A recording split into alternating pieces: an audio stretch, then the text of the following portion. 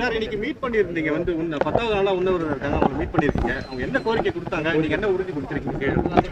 ரொம்ப ஒரு துக்கமான நிகழ்வு இது. ஏற்கனவே வந்து தூய்மை பணியாளர்கள் வந்து நம்மளுடைய சகோதரிகள் பெரும்பாலும் வந்து இந்த வேலையில் வந்து சகோதரிகள் தான் அதிகமாக இருப்பாங்கன்னு கேள்விப்பட்டிருப்பீங்க நீங்கள். அவங்களுடைய போராட்டம் சென்னை மாநகராட்சிக்கு வெளியே எந்த அளவுக்கு உறுதியாக இருந்ததுன்னு தெரியும். அதை வந்து இரவோடு இரவா ஒரு அடக்குமுறையோட திமுக அரசு எந்த அளவுக்கு கடுமையாக இரவு தூங்கிட்டு இருக்கும்போது அவங்கள வந்து தூக்கி போட்டு அவங்களுடைய போராட்டத்தை வந்து ஒடுக்குனாங்கன்னு எல்லாருக்கும் தெரியும். ஆனால் அந்த போராட்டத்துக்கு அப்புறம் இந்த அரசு, திமுக அரசு, இந்த தமிழக அரசுன்னு சொல்ல முடியாது, இது ஒரு திமுக அரசுன்னு தான் சொல்ல முடியும். ஒரு கட்சி ரீதியாகவே இந்த அரசு செயல்பட்டு இருக்கு. ஒரு கட்சிக்காக இந்த அரசு செயல்பட்டு இருக்கு. திமுகங்கிற ஒரு கட்சிக்காகவும் மாண்புமிகு முதல்வர் அவர்கள் ஸ்டாலின் அவர்கள் இதை பற்றி எதுவுமே தெரியாத மாதிரி, அன்னைக்கு நடந்த அடக்குமுறைகள் பற்றி இன்னும் தெரியாத மாதிரி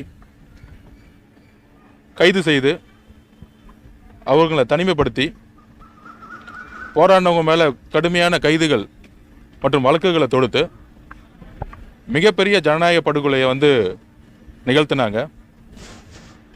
அதுவும் மீறி இடதுசாரி சிந்தனை கொண்ட இயக்கங்கள், நம்முடைய தோழர் பாரதி அவர்கள், இன்னும் பல்வேறு வழக்கறிஞர்கள் உயர்நீதிமன்றத்தில் போராடி கடைசியில் அவங்களுடைய பாதுகாப்புக்கே உயர்நீதிமன்றத்துக்கு போக வேண்டியதாக இருந்துச்சு. ஸோ அதோட இந்த அரசு, திமுக அரசு, தூய்மை பணியாளர்களுக்கு பாதுகாப்பு கொடுக்கும், வேலை உத்தரவு கொடுக்குங்கிற ஒரு நம்பிக்கை மக்கள்கிட்ட வந்து கொண்டு போய் சேர்த்தாங்க. ஆனால் 1953 பேர்கிட்ட வெறும் 5வது 6வது மண்டலத்தில் சென்னை மாநகராட்சியில் ஒரு சிறு பிரச்சனை இது. இதை வந்து ஒரு முதலமைச்சரோ, ஏன் முதலமைச்சர் லெவலில் வேணாம், இப்போ இருக்க துணை முதலமைச்சர், ஏன் துணை முதலமைச்சரில் வேணாம், ஒரு அமைச்சர் லெவலில், ஏன் ஒரு அமைச்சர் லெவலில் வேணாம், ஒரு ஆணையர், ஒரு சாதாரண விஷயம் இது. ஆனால் இது ஒன்றும் இவங்க ஏதோ ஒரு 6 மாதமோ 1 வருஷமோ வேலை பண்ணிட்டு தனியார் மயமாக்கும் பொழுது, வேலையை மாற்ற சொல்லும் பொழுது போராடல. ஏன்னா இங்கே இருக்கக்கூடிய சகோதரிகளுக்கு குழந்தைகள் இருக்காங்க, நிறைய பேர் கணவன்கள் வந்து குடி நோயாளியால் பாதிக்கப்பட்டிருக்காங்க. அதனால ஒரே ஒரு பொருளாதாரத்தோடைய ஒரு வேண்டுகோள், ஒரே ஒரு தான், அவங்க வீட்டில் இருக்க ஒரே ஒரு ஊதியம் தான் அவங்களுடைய பொருளாதாரம். அப்போ அவங்க வீட்டில் இருக்க எல்லா குழந்தைங்களுக்கும் ஃபீஸ் கட்ட முடியல. இன்னைக்கு வீட்டு வாடகை கொடுக்க முடியாமல் 2 தோழிகளை வந்து வீட்டை விட்டு வெளியே அனுப்பிச்சப்பட்டிருக்காங்க.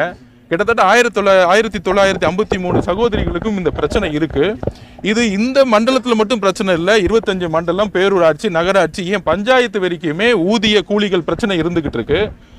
எனக்கு ஒரே ஒரு வேண்டுகோள் என்னன்னா, கூட்டணி கட்சியில் இருக்கக்கூடிய இடதுசாரி சிந்தனை கொண்டவர்கள் 90% இருக்கக்கூடிய ஆதி திராவிட மக்கள் பாதிக்கப்படும் பொழுது விடுதலை சிறுத்தைகள் கட்சிகள் இவங்கெல்லாம் ஏன் வந்து இன்னும் வந்து இந்த சொந்த சகோதரிகளை பார்க்கலன்னு எங்களுக்கு இன்னும் தெரியல. ஏன்னா அவங்களுடைய உயிர் வந்து பல பிரச்சனைகள் இருந்துகிட்டு இருக்கு. ஸோ இதை வந்து மாண்புமிகு முதலமைச்சருடைய கவனத்துக்கு நாங்கள் ஸ்ட்ரைட்டாகவே கொண்டு வரோம். இதை வந்து முதலமைச்சர் பரிசீலித்து இந்த 1953 பேருக்கு மட்டுமில்ல, தமிழ்நாடு முழுவதும் இருக்கக்கூடிய மாநகராட்சி, நகராட்சி, பேரூராட்சி இருக்கக்கூடிய பிரச்சனைகளை போர்க்கால அடிப்படையில் இம்மிடியேட்டா அவங்கள வந்து பேச்சுவார்த்தை நடத்தி சரி செய்யணும். எதிர்காலத்தில் தனியார் மயமாக்கப்படும் பொழுது குறைஞ்சபட்சம் 2-3 வருஷத்துக்கு மேலே வேலை செஞ்சவங்கள அவங்களுடைய கன்சர்ன் இல்லாமல் அவங்கள வந்து எப்பயுமே தனியார் மையத்துக்கு கொண்டு போகக்கூடாதுங்கிறது அவங்களுடைய தார்மீக உரிமை. தொழிலாளர்கள் சட்டம் அதுதான் சொல்லுது. சட்டத்தின்படி ஆட்சி செய்யணும். இன்னைக்கு வந்து இந்த அரசியலமைப்பு நாள் SC ST மக்களுக்கு தனிப்பட்ட உரிமையை கொடுத்துருக்கு. அப்படி 90% மக்கள் இதில் பாதிக்காகும் பொழுது SC ST கமிஷன் என்ன பண்ணிட்டு இருக்காங்க? அந்த கமிஷன் தூங்கிட்டு இருக்கா தமிழ்நாட்டில்? அந்த கமிஷனை அடிக்கடி கூட்ட வேண்டிய பொறுப்பு முதலமைச்சருக்கு இருக்கு. அப்போ இத்தனை SC ST மக்கள் பாதிக்கும் பொழுது முதலமைச்சர் என்ன செஞ்சுட்டு இருக்காங்க? இல்லை துணை முதலமைச்சர் என்ன செஞ்சுட்டு இருக்காங்க? இல்லை அமைச்சர்கள் என்ன செஞ்சுட்டு இருக்காங்க? இதை வந்து ஏதோ தூய்மை பணியாளர்களுக்கு உணவளிக்கிறோம், இதுதான் பண்ணையார்த்தனம். இதுதான் பண்ணையார்த்தனங்கிறது. நாங்கள் உணவளிக்கிறோம்னா நீங்கள் வந்து உணவு கொடுக்கணும், நாங்கள் பிச்சை எடுக்கணுமா? இதுதான் அரசியலா? இதுதான் வந்து ஒரு அரசு செய்யக்கூடிய ஒரு வேலையா? மக்கள் அவங்க சொல்றாங்க, எங்களுக்கு உணவுலாம் தேவையில்லை, எங்க வேலை கொடுக்க சொல்லுங்க, நாங்க எங்க உணவை பார்த்துக்கிறோம், எங்களுடைய வேலையை நாங்க பார்த்துக்கிறோம், எங்க வீடு வந்து நாங்க வாடகை கட்டிக்கிறோம், எங்க குழந்தைங்களை நாங்க படிக்க வைக்கிறோம். நான் 15 வருஷம் படிச்சிருக்கேன், 15 வருஷம் 16 வருஷம் நாங்க வேலை பார்த்துருக்கோம். எங்களை ஒரே நாள் எப்படி தூக்கி போட முடியும்?